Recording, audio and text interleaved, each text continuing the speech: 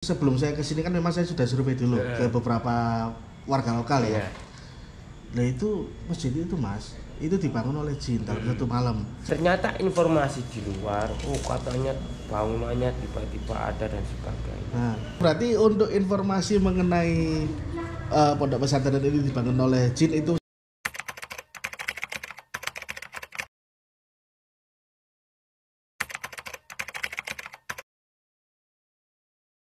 Selamat pagi teman-teman, ini hari Sabtu tanggal 3 Februari ya. Dan ini saya berada di daerah Turen Malang. Dan di belakang kalian ini adalah salah satu masjid yang paling terkenal yang ada di Malang ya. Ya, ini namanya Masjid Iban. Lokasinya berada di daerah Turen teman-teman. Yang menjadi menarik adalah di sini ada mitos atau kepercayaan yang dianut oleh warga sekitar bahwa pembangunan masjid ini dibantu oleh jin teman-teman. Wah, jadi pembangunannya dibantu oleh jin dan selesai dalam satu malam. Warga sekitar menilai tempat ini dibangun oleh bantuan jin karena di sini tidak ada akses untuk melewati ini ya. Tidak ada akses untuk jalur yang bisa digunakan alat berat untuk melintas. Jadi hampir mirip sama yang di ini ya, sama yang di Klaten berarti. Kalau di Klaten kan cerita rakyatnya candinya dibangun satu malam oleh jin, oleh bantuan jin.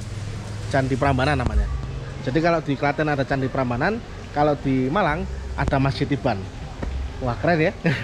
Jadi nggak usah lama-lama, selamat datang di Masjid Iban Turen Malang.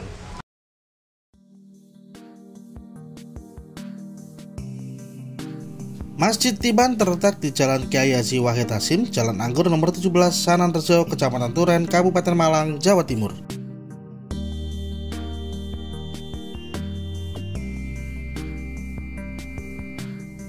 Untuk masuk ke sini, pertama-tama kalian harus meminta izin dulu ke bagian informasi teman-teman ya.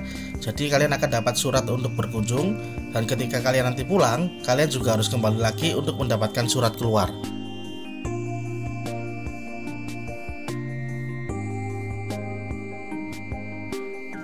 Masjid Iban ini memiliki 10 lantai yang dapat kalian jelajahi. Di lantai pertama, kalian akan menemui ruang informasi, di mana kalian harus ke sana untuk mendapatkan surat izin masuk dan surat izin keluar.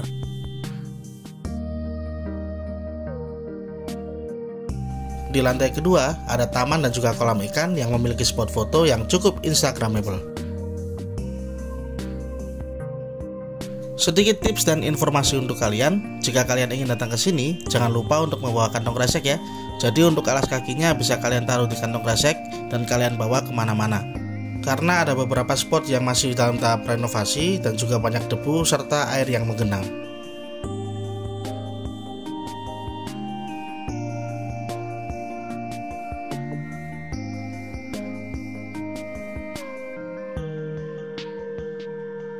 Kemudian di lantai ketiga ada ruang akuarium, di mana kalian di sini bisa melihat berbagai jenis macam ikan ya.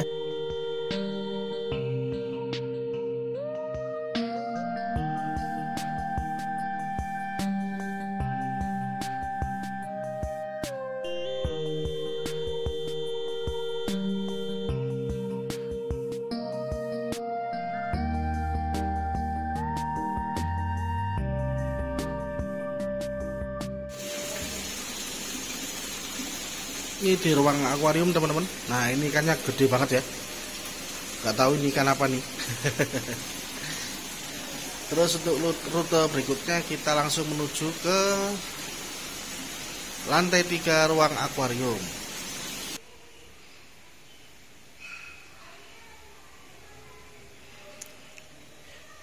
Ini adalah lantai 4 ya. Jadi di lantai 4 ini adalah dalam lama atau rumah lamanya ya.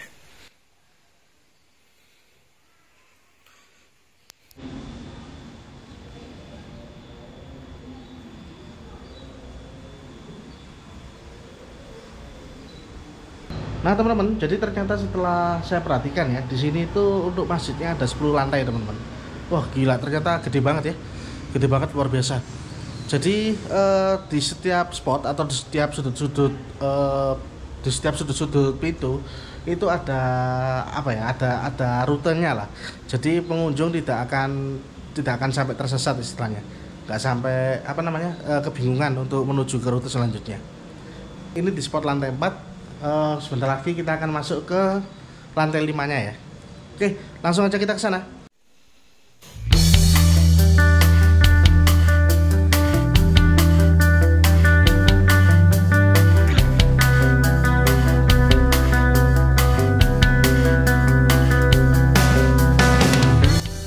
Nah teman-teman, kalau ini saya nggak tahu ya ini ruang apa. Nanti coba saya tanyakan ke pihak pengurusnya ya. Oke, kita langsung menuju ke spot selanjutnya.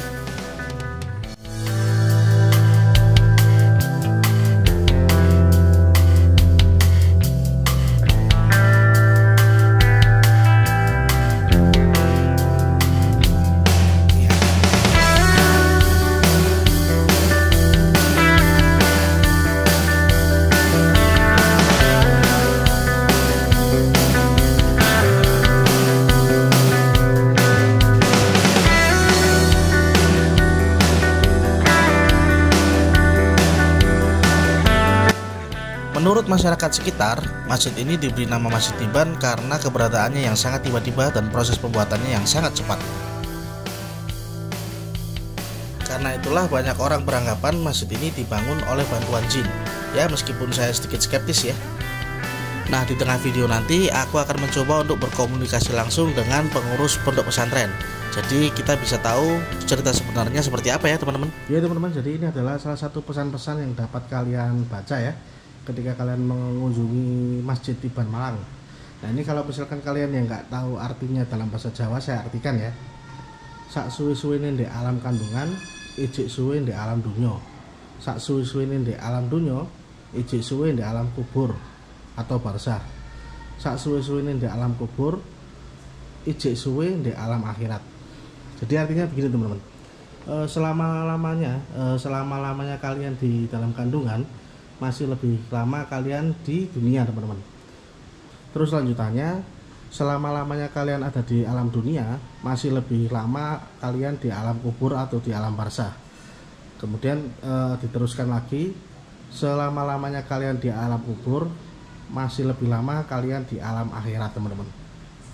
Terus untuk pesan atau petuah yang kedua, lek kadung soro sak soro-sorone di alam kandungan, ijik soro di alam dunia. Sak soro-sorone di alam dunia, ijik soro di alam kubur. Sak soro-sorone di alam kubur, ijik soro di alam akhirat. Jadi ketika kalian membaca ini artinya dalam bahasa Indonesia adalah susah-susahnya kita di alam kandungan, lebih susah kita di alam dunia. Sesusah-susahnya kita di alam dunia, masih lebih susah di alam kubur atau di alam barzah. Nah, sesusah-susahnya di alam kubur atau di alam barzah, masih lebih susah lagi di alam akhirat. Terus untuk pesan yang ketiga, lek kadung penak sak penak-penake di alam kandungan, ijik penak di alam dunia, sak penak-penake di alam dunia, ijik penak di alam kubur atau barzah. Sak penak-penake di alam kubur atau barzah, ijik penak di alam akhirat. Jadi artinya ini, ketika kalian sudah merasakan kebahagiaan ya, penak itu kan kesenangan atau kebahagiaan. Ketika kalian merasakan kebahagiaan, seenak-enaknya kebahagiaan di dalam kandungan masih lebih enak di alam dunia. Seenak-enaknya kebahagiaan di alam dunia masih lebih enak di alam kubur. Seenak-enaknya kalian di alam kubur masih lebih enak ketika kalian sudah memasuki di alam akhirat.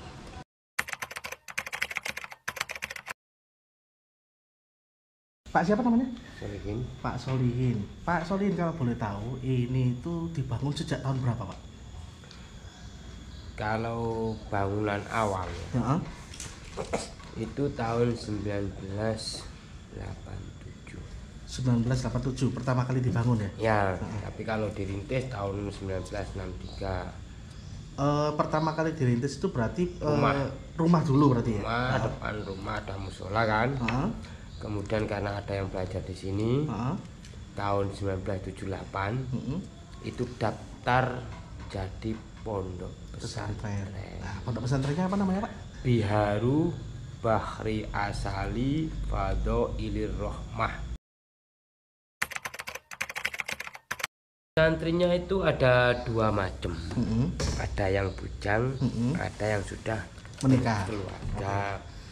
Totalnya mungkin kurang lebih sekitar 320 berapa itu. 320 itu untuk semuanya atau kalau yang netap di sini mungkin kalau yang keluarga ada 72 kakak. Oke, maksudnya menetap di sini ini yang di kampung kampung-kampung itu bukan Pak? Iya. Yang itu ya? Iya itu ada kampung Rampal situ. Nah itu kan rumah-rumah. Lantai tanah itu. Nah itu rumah-rumah memang untuk yang sudah menetap di sini. Oh begitu.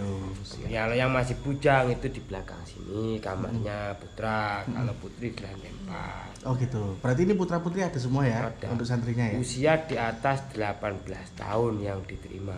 Usia di atas 18 tahun. Okay. Sudah nggak sekolah kurikulum. Sekolah SD. Sekolah formalnya udah lulus baru diterima di sini. Tapi kita nggak mandang mereka dari lulusan apa ya. Yang penting satu mau merubah perilaku. Karena memang ini pesantren pembelajarannya lebih kepada akhlak. Bedanya di situ. Kalau di pondok pesantren lain kan orang belajar ngaji. Di sini belajar ngaji plus prakteknya. Oke. Jadi akhlaknya yang itu ya, apa istilahnya ditonjolkan ya. Karena memang pembelajarannya lebih ke tasawufnya. Oke.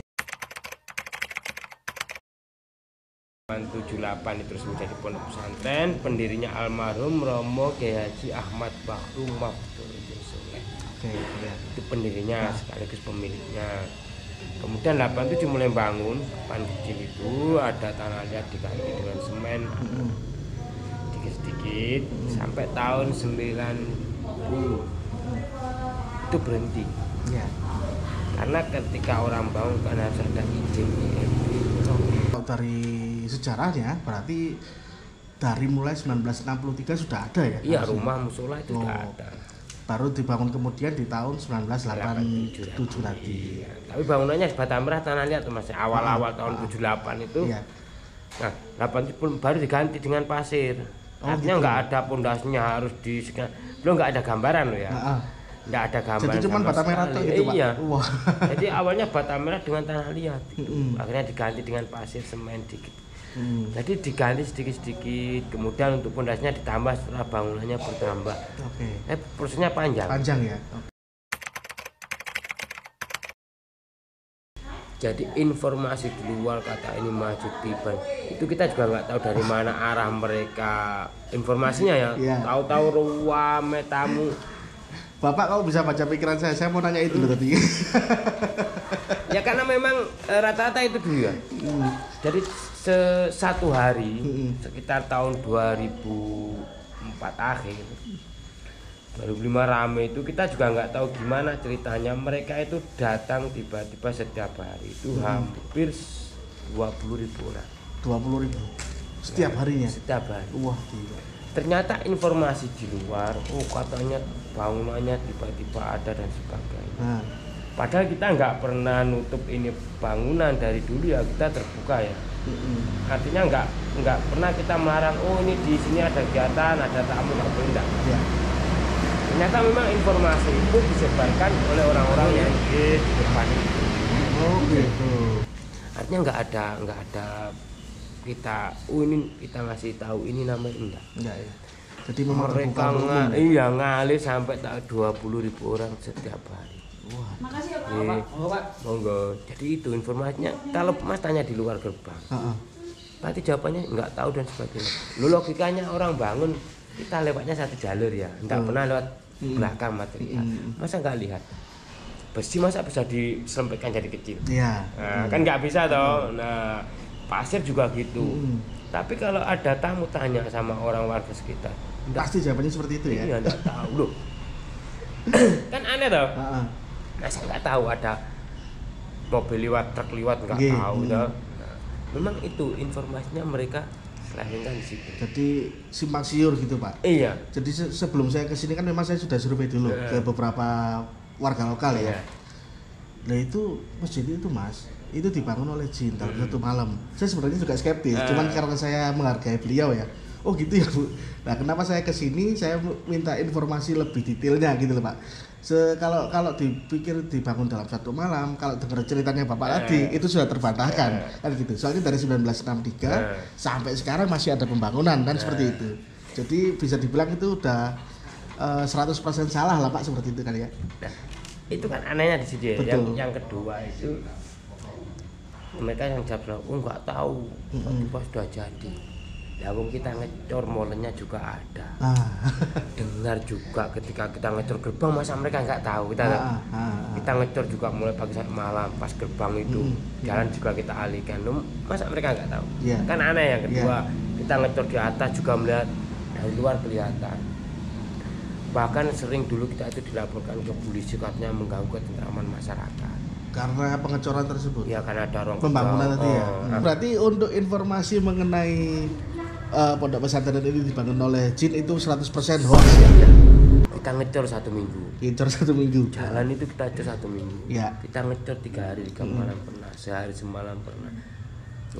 Mas, kalau ngecor mungkin nggak kelihatan loh. Lah wong kita pernah ngecor jembatan untuk jalan itu.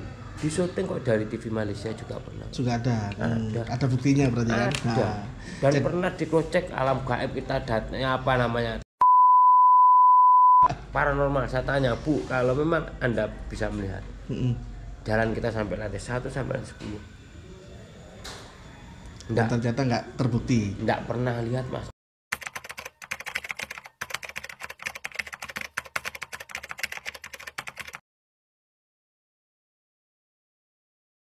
Ini sekarang aku berada di lantai 7 ya teman-teman. Di lantai 7 ini sepertinya memang mau digunakan sebagai tempat shopping atau perbelanjaan.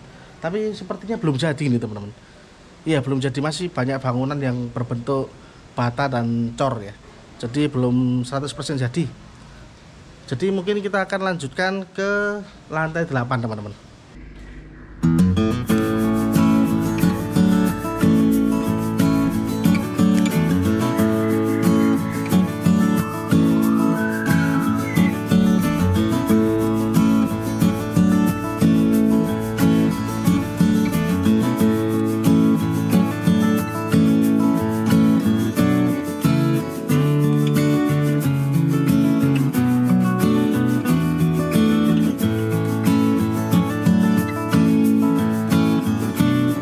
Teman-teman, di lantai 7 ini adalah pusat perbelanjaan ya, seperti kaos, terus kemudian sepatu, boneka, dan juga snack. Ya, bisa dibuat untuk oleh-oleh lah ketika kalian main ke sini ya. Ketika kalian berkunjung ke sini, kalian bisa membeli cindera matanya di lantai 7. Di lantai 8 itu juga kalau nggak salah sama ya, pusat perbelanjaan juga. Terus kemudian di lantai 9 dan 9 itu ada air mancur teman-teman, taman air mancur.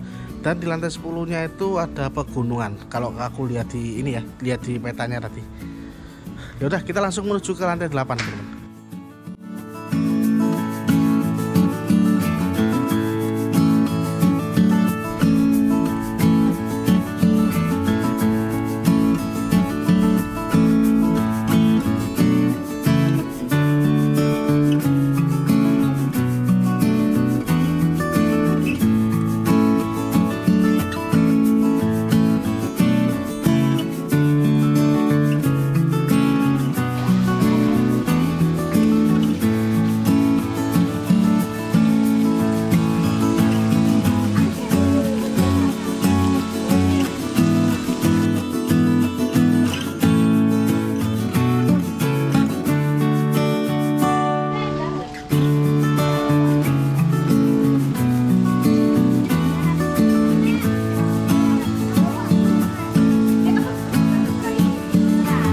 Kalau kalian perhatikan ya, motif bangunannya itu seperti ini loh, banyak stalaktit ini teman-teman.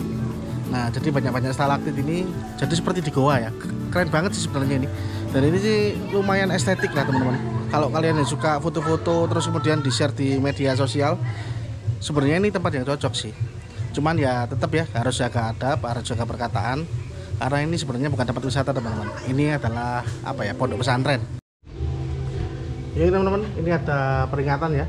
Mohon dimengerti bahwa ini adalah pondok pesantren, bukan tempat wisata. Mohon tidak bergandengan, tidak berpacaran di semua lokasi pondok. Jadi jangan dilakukan ya teman-teman. Bagaimanapun kita harus tetap menghormati peraturan yang sudah ditetapkan. Dan teman-teman, inilah puncak dari Masjid Iban. Saya berada di lantai 10 ini. Jadi ini sebenarnya yang di belakang bisa lihat gunung. Tapi, nah ini teman-teman, karena tertutup oleh kabut, gunungnya nggak kelihatan.